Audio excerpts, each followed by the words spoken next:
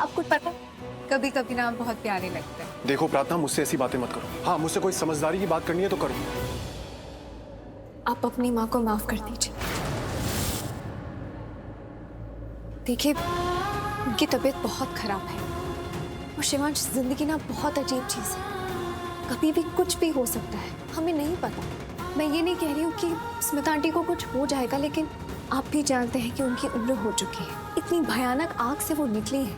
हम जानते हैं कि क्या क्या हो सकता था, पर हम नहीं जानते कि आगे क्या क्या होगा। हम साथ रहे ना रहे, कभी भी कुछ भी हो सकता है। सोने से पहले एक दूसरे से माफी मांग लेना चाहिए और सामने वाले को माफ कर देना चाहिए, क्योंकि क्या पता सुबह आँख खुले ना खुले। हम जिंदगी भर नफरतें निभाने के बारे में सोचते हैं, पर क्या पता हम जिससे नफरत करते हैं वो कल हो ही ना। इसलिए शिवांश, जो करना है अभी करना है। आपके दिल में जो है वो अभी कर दीजिए, जिससे जो बोलना है बोल दीजिए। आपको जिससे माफी मांगनी है मांग लीजिए, क्योंकि क्या पता सिर्फ इन 2 शब्दों को कहने के लिए आप जिंदगी भर तरस जाए। प्लीज मुझे माफ कर दीजिए।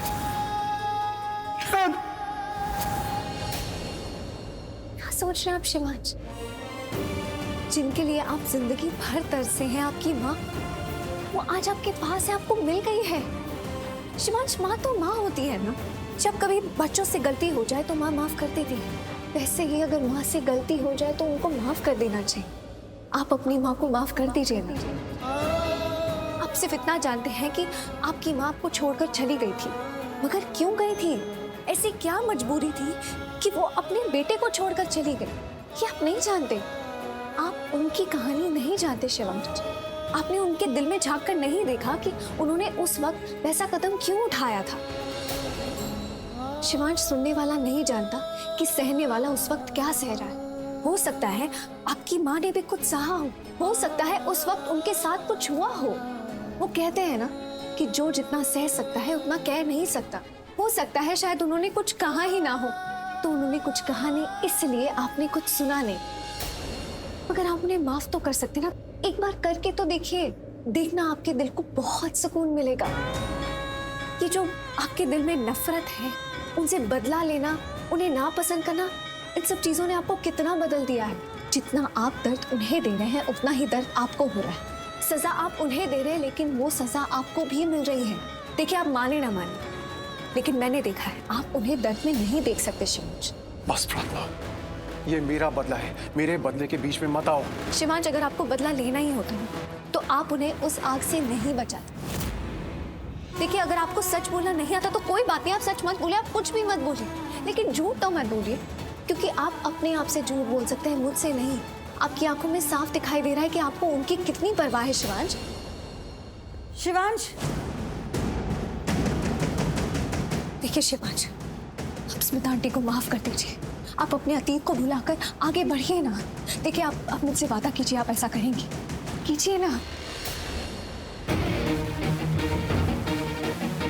शिव, तुझे कुछ हुआ तो नहीं? तो ठीक है? तुझे चोट लगी है? मुझे कुछ नहीं हुआ, मैं ठीक हूँ।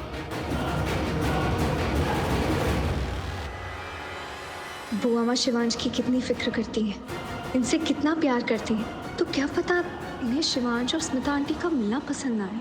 किसी ने स्मिता जवेरी की फैमिली को इन्फॉर्म किया कि वो यहाँ हॉस्पिटल में है? जी बुआ माँ, मैंने कांति अंकल को फोन कर दिया था। Inspector please, it's an emergency.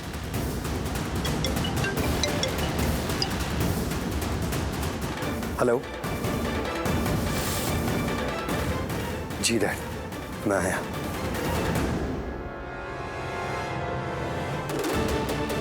अरे किधर जा रहे? पकड़ो इसे, पकड़ो।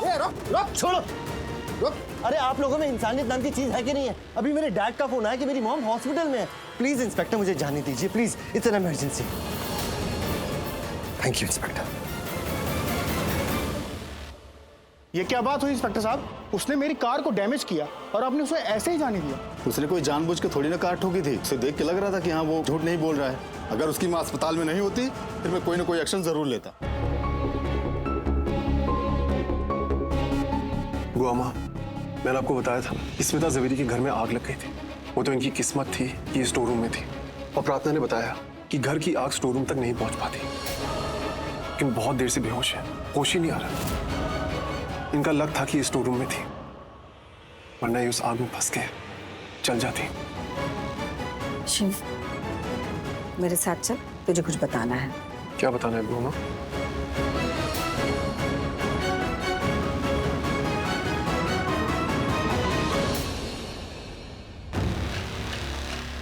शिव, मैं तुझे बताना नहीं चाहती थी, लेकिन मुझे लग रहा है कि बताना ज़रूरी है बेटा। बेटा, ये जो जवेरी हाउस में आग लगी ना, वो आग अपने आप नहीं लगी बेटा, वो आग लगाई गई, और उस आग को लगाया उस घर के अपने बेटे रौनक ने।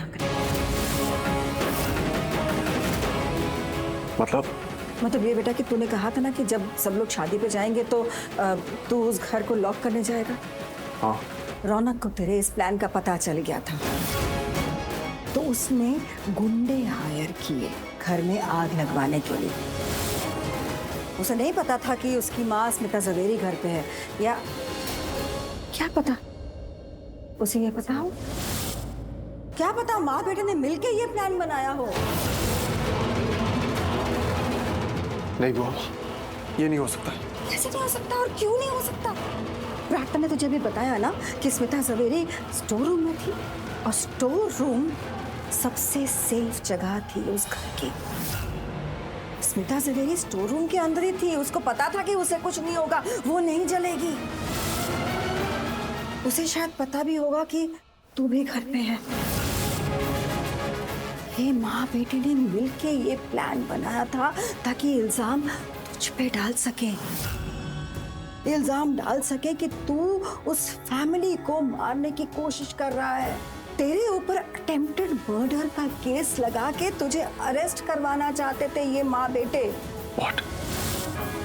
हाँ, ये लोग तुझ पे ये इल्जाम डालना चाहते थे और तुझे अरेस्ट करवाना चाहते थे मेरे बच्चे।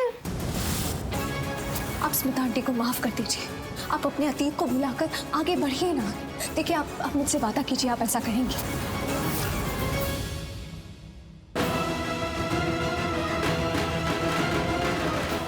क्या हुआ शिवांश, आप इतने हैरान क्यों लग रहे हैं? सब ठीक है? बताइए ना सब। बहुत मतलब है मुझे, और दूर रहो मुझसे।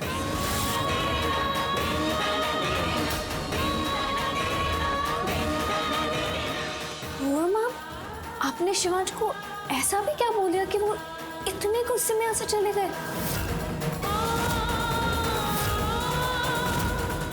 बोलिए ना, मतलब अभी थोड़ी देर पहले तो वो ठीक थे, अचानक बदल कैसे गए?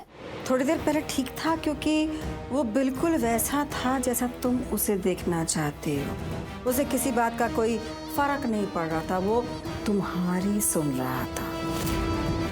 और तुमने मुझसे क्या पूछा? वो अचानक बदल कैसे गया? नहीं नहीं नहीं नहीं, मैंने उसे नहीं बदला। अपना इल्जाम ना मेरे सर मत थोपो। मैं उसे बदल नहीं रही हूँ, तुम उसे बदलना चाहते हो। हाँ, तुम बदलना चाहते हो उसे, कोशिश मत करना। और गलती से भी ये मत सोचना कि वो तुम्हारा शिवांश है, वो तो मेरा शिवांश है।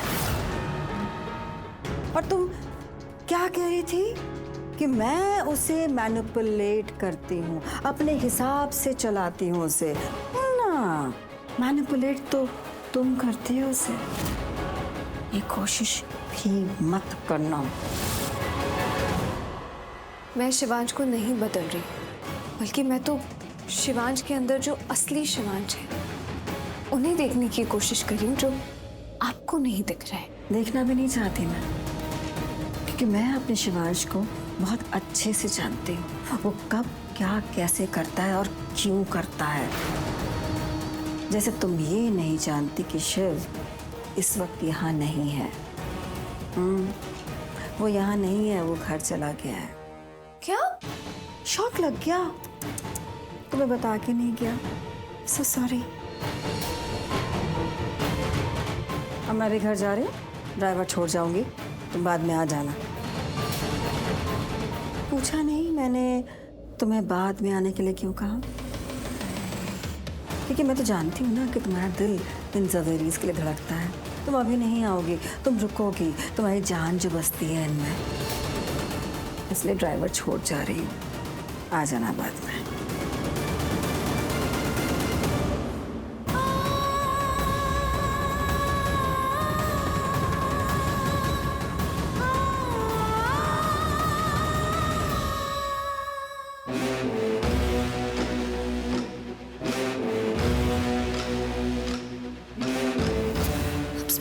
माफ कर दीजिए। आप अपने अतीत को भुलाकर आगे बढ़िए ना। देखिए, आप मुझसे वादा कीजिए आप ऐसा करेंगे। क्या पता माँ बेटे ने मिलके ये प्लान बनाया हो।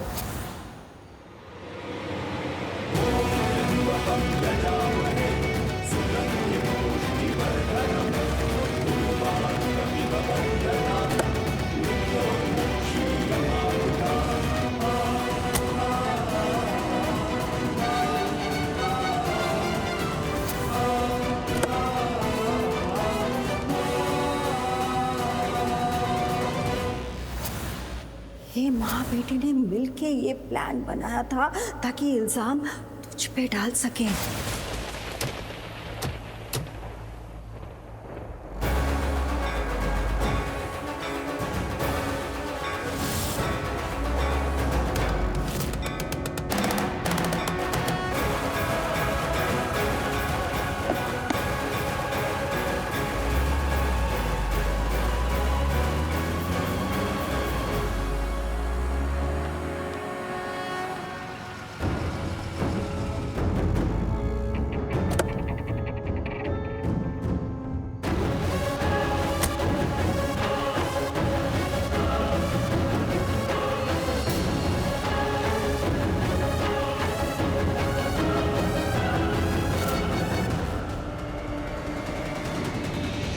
क्यों रौनक अब हॉस्पिटल पहुंचा?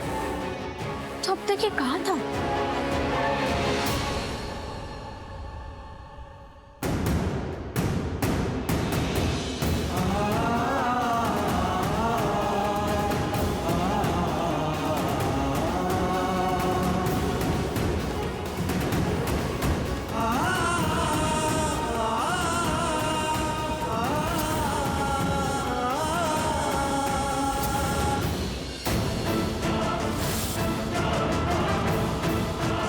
लोड्स चल गया इस प्रार्थना का जादू। इसे देखते ही आशिक कितना सेटिस्फाइड हो गया। ओह गॉड, आई हेट दिस प्रार्थना।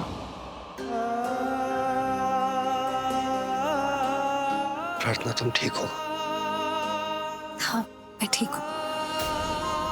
तुम्हें पता है कि मेरी मॉम भी हाँ, आपकी माँ भी आग में फंस गई थी।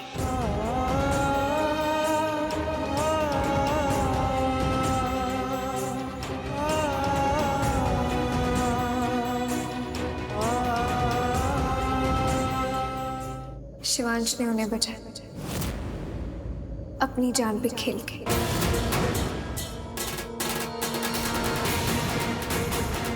आप बहुत किस्मत वाले हैं रौनक जी कि आपकी माँ को कुछ नहीं हुआ, क्योंकि शिवांश ने सही वक्त पर आकर उनकी जान बचाई।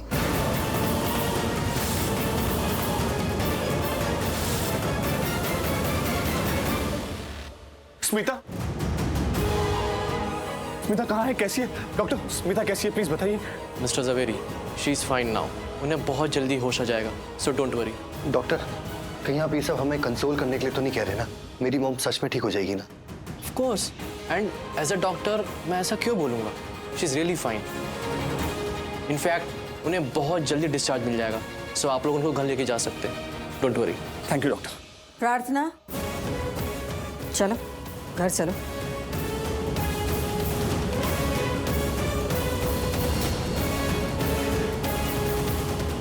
बुआ माँ ने तो मुझे कहा था तुम बाद में आ जाना। अब बुआ माँ मुझे लेने आ गई, ये क्या है? स्मिता आंटी अब बिल्कुल ठीक है। आपने सुना ना डॉक्टर ने क्या कहा कि उन्हें बहुत जल्दी होश भी आ जाएगा। आप सब चिंता मत करिएगा।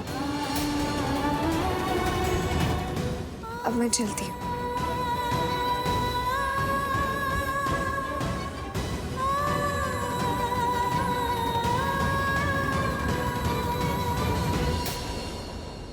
प्रार्थना, पहले मैंने सोचा तुम्हें यहीं छोड़ दूं, फिर सोचा क्यों छोड़ूं? तुम तो हमारे घर की हो ना, तो तुम्हें हमारे घर चलना चाहिए, अपने परिवार के साथ रहना चाहिए। एंड आई होप तुम्हें पता है कि तुम्हारी फैमिली कौन है।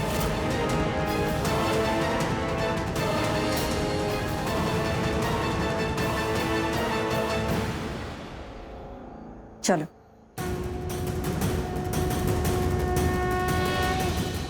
आज मैं बुआ माँ से कुछ नहीं कहूंगी। क्योंकि आज का दिन सबके लिए बहुत बुरा दिन था। सबके दिल दुखे हुए हैं, मैं उन्हें दुखाऊंगी।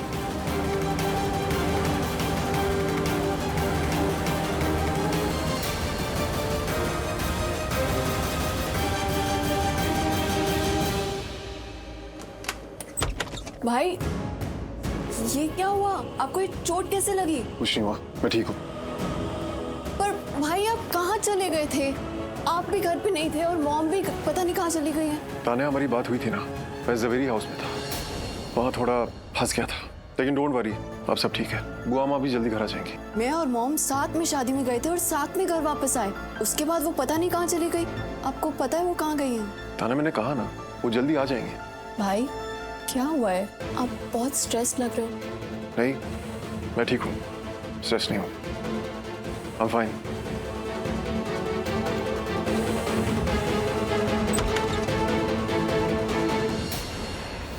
स्मिता आंटी को माफ कर दीजिए। आप अपने अतीत को भुलाकर आगे बढ़िए ना। देखिए, आप मुझसे वादा कीजिए, आप ऐसा करेंगी। एहसास की जो जुबान बन गए। क्या पता हम जिससे नफरत करते हैं वो कल हो ही ना। क्या हुआ शिवांश, आप इतने हैरान क्यों लग रहे हैं? सब ठीक है? बताइए ना सब। बहुत मत लगाओ मुझे। आपकी तारीफ में आप अपनी माँ को माफ कर दीजिए। आप हमारी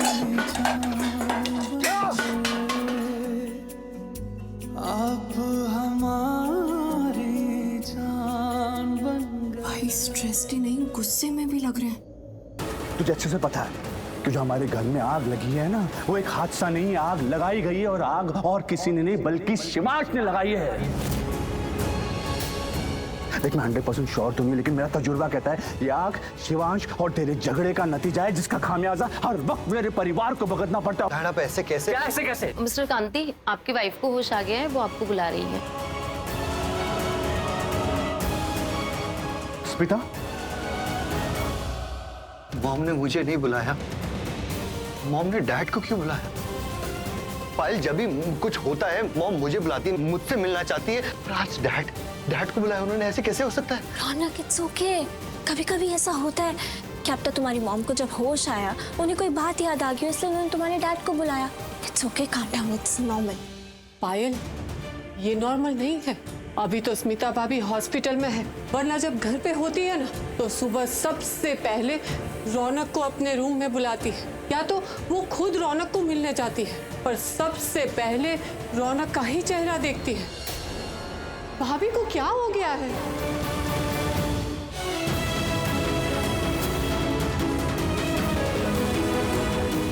मैं आपके आगे हाथ जोड़ के आपसे विनती करती हूँ, इसे प्लीज रोकिए, क्योंकि एक आप ही है जो इसे रोक सकती है। देखिए स्मिता आंटी जी, मैं बस इतना कहना चाहती हूँ, ये सब तभी होगा जब आप शिवांश से बात करेंगी। अब बस प्लीज उनसे एक बार बात कर लीजिए ना। अब रिश्तों की हदें टूट रही हैं, टूटे हुए रिश्ते फिर से जुड़ रहे हैं। अब वक्त आ गया है कांति को मेरे अतीत के बारे में बताने का, कि आखिर शिवांश कौन है। मेरी जिंदगी की किताब के वो पन्ने मुझे खोलने पड़ेंगे जो कभी किसी ने नहीं पढ़े थे। स्मिता, तुम ठीक तो हो? नहीं कांति, मैं ठीक नहीं हूँ। कांति, मुझे आपको कुछ बताना है। बोलो ना स्मिता, मैं सुनने को तैयार।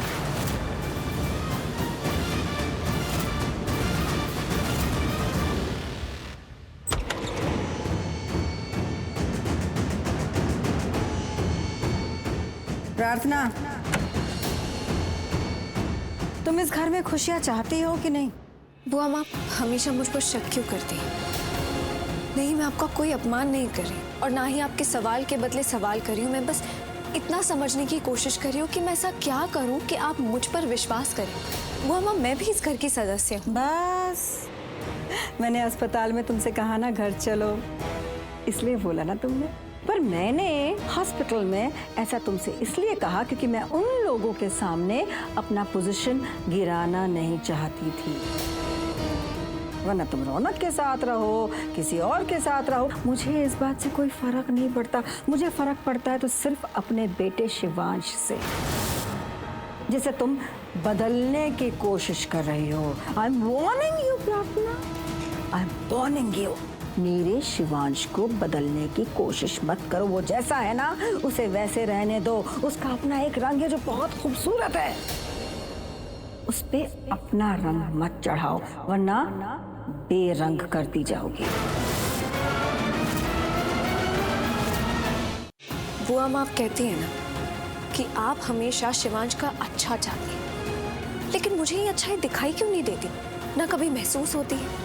बुआ माँ, जो अपने होते हैं ना वो अपनों को प्यार के रंग में रखते हैं, मगर आप शिवांश को नफरत के रंग में क्यों रंग रही हैं? और शट अप! तुम्हारी इतनी हिम्मत कि तुम मुझसे सवाल करो, मुझ पे इल्जाम लगाओ। अपनी हद में रहो तुम। 4 दिन की मेहमान हो इस घर पे, मेहमान बन के रहो। बुआ माँ, आप मेरी बात बस! मुझसे अब एक और शब्द नहीं, अगर बोला तो तुम जानती हो कि मैं क्या क्या कर सकती हूँ। और ये बात बिल्कुल मत भूलो कि तुम आज इस घर के अंदर यहाँ खड़ी हो, तुम मेरी वजह से खड़ी हो। यहाँ रह रही हो तुम मेरी वजह से रह रही हो। देखो, मेरी मेहरबानियों की सीढ़ियों पे चढ़कर इस घर में अपनी कहानी लिखने की हिम्मत मत करो प्रार्थना, वरना तुम्हारी जिंदगी की कहानी मैं बदल के रख दूंगी। जो मैंने किया है ना तुम्हारे लिए, उसे मेरा फर्ज मत समझो। तुम्हारे ऊपर किया गया मेरी तरफ से कर्ज समझो, और उस कर्ज के नीचे तभी रहो, अपनी औकात में रहो।